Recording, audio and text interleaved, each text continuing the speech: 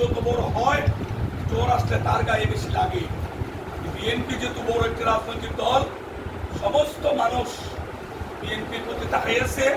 বিএনপির প্রতিটা কাজ দেশের জন্য, দেশের মানুষের জন্য বিবেচনায় মানুষ সিদ্ধান্ত নিব।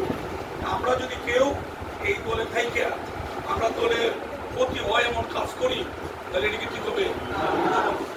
আমরা যেহেতু আগামী সংসদ নির্বাচন আমরা সামনে, সেই সংসদ নির্বাচনে দেশনেত্রী বেগম খালেদা জিয়া এবং দলের ভারপ্রাপ্ত চেয়ারম্যান তারেক রহমান সবকিছু বিবেচনায় যার কাছে ধানের শীষ অধিক বরাদ্দ দিবে, আমরা সকলে মিলেমিশে তার পক্ষে কাজ করব, ধানের শীষের পক্ষে কাজ করবো ইনশাআল্লাহ। এবং নির্বাচনের পরে এই এলাকায় যত উন্নয়নের কথা বলে মানুষকে আওয়ামী লীগ ধোঁকা দিচ্ছে, আমরা তাদের পাশে দাঁড়াইব এবং প্রকৃত উন্নয়নের মধ্য দিয়ে মানুষের হৃদয়ে আমরা স্থায়ীভাবে আমাদের অবস্থাটা আমরা মজবুত করব।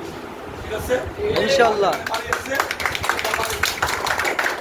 বাড়িতে যাইবা, তোমরা মুরব্বীদের সালাম দিবা এবং নিজের এলাকায় বিএনপি এবং তার অন্যান্য অঙ্গ সংগঠনের যত নেতৃবৃন্দ আছেন সকলের সাথে মিলেমিশে ওই এলাকার মানুষের সাথে প্রতিনিয়ত আমরা দলের পক্ষে, দেশের পক্ষে, গণতন্ত্রের পক্ষে আমরা আমাদের কথাবার্তা বলবো এবং অতীতে যারা দেশকে ক্ষতিগ্রস্ত করছে, ভবিষ্যৎ আবার ক্ষতিগ্রস্ত করার পায় তারা করতেছে, তাদের কাছ থেকে আমরা সকলে সাবধান থাকবো।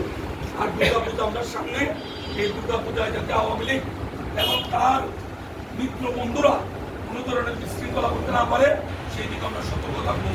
সবাই আবারও কেন্দ্রীয় বিএনপির পক্ষে আমার ব্যক্তিগত তরফ থেকে ধন্যবাদ, অভিনন্দন জানাই।